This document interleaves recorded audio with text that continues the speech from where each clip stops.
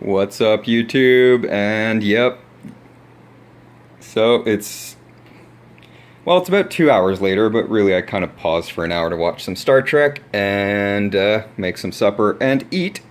So here it is. Truth be told, it was probably about half an hour, maybe tops an hour work so far. And here you go, initial boot. Raspberry Pi, Retropie, working.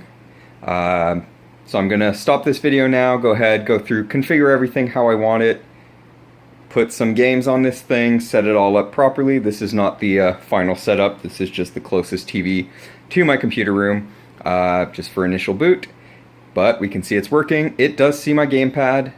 So we're gonna go ahead, I'm gonna go get a keyboard, like I said, configure this up fully, and then we'll be back. And I'll probably try and post this video tonight as well. And expect all the links that I used to build this, including a link to buy one of your own, and to the video that I used, which should contain all the software you need. I will add one link because one of the links was not working too well for me. But yeah, stay tuned. I'll be back in a few minutes. Alright, so it's about an hour or so later. Just been fiddling around with this.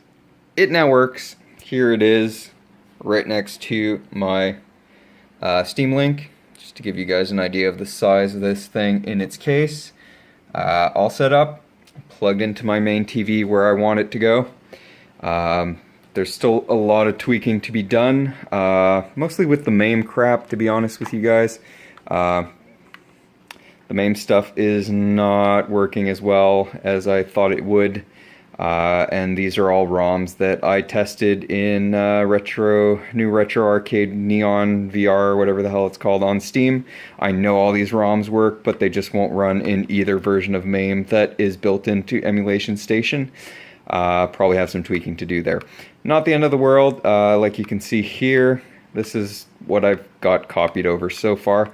It all works except for the MAME stuff. Obviously, I'm not going to tell you where to get the ROMs. You all have the internet. You know where to get them.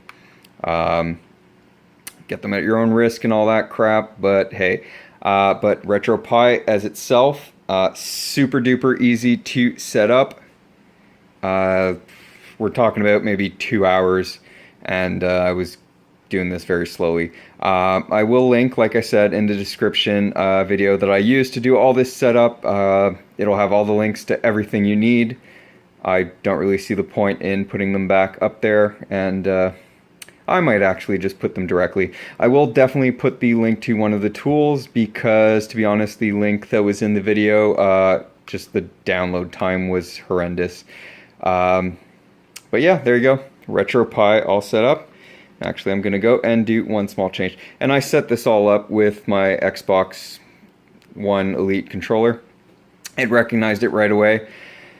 The only thing I can't figure out how to do is when you actually get into the,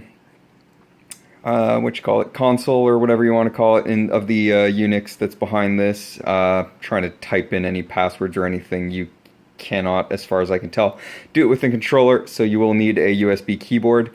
I didn't really need it. I just stole the Ethernet from the Steam Link while I was doing this.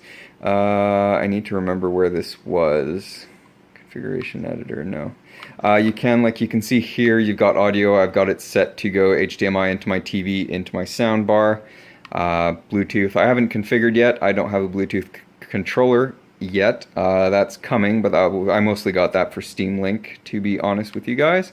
I might configure it for both. We'll see how easy it is to go back and forth. Themes. Themes, you can download a bunch. This is the nicest one I found, which is called Retro Carbon or something like that. File Manager is what it says. Raspi config, RetroArch. I have no idea what RetroArch is, by the way. It might have been in here. So you'll see here in a second, I believe this brings you into basically, yeah, there you go. So now you can see that. I'm filming this on my phone, obviously, because my webcam's in the other room. So this brings you into the console. So, I mean, you can do most of this stuff with a controller, but this is actually not what I was looking for. I was looking for the splash screens. Recipe config. Like I said, this is new. I just have to figure it all out. But yeah, it's working. I am mostly happy with the outcome. Obviously, there's going to be a lot of tweaking that I still need to do, and none of these menus work the exact same way, so that's always great with a controller anyway. But yeah, there you go. I will continue to fiddle with this, set it up. Like I said, I'm still going to be getting the joystick parts, and I'll probably be building either one custom 2-player joystick or just 2 1-player each joystick kind of things. That will probably be more interesting, and that I will put up completely on this channel. But Retropie all done, and like I said, all the links will be in the description.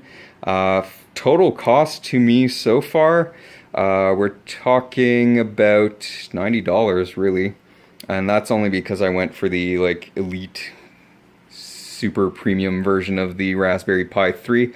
The bog standard like $40 thing will still do the job.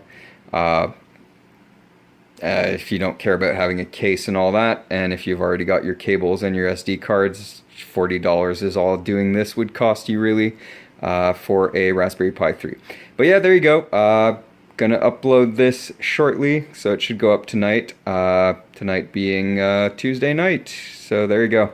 Retropie all done, and took me total cost $90, about 2 hours. For you guys, probably 2 hours, and about $40 if you're just going for the standard version.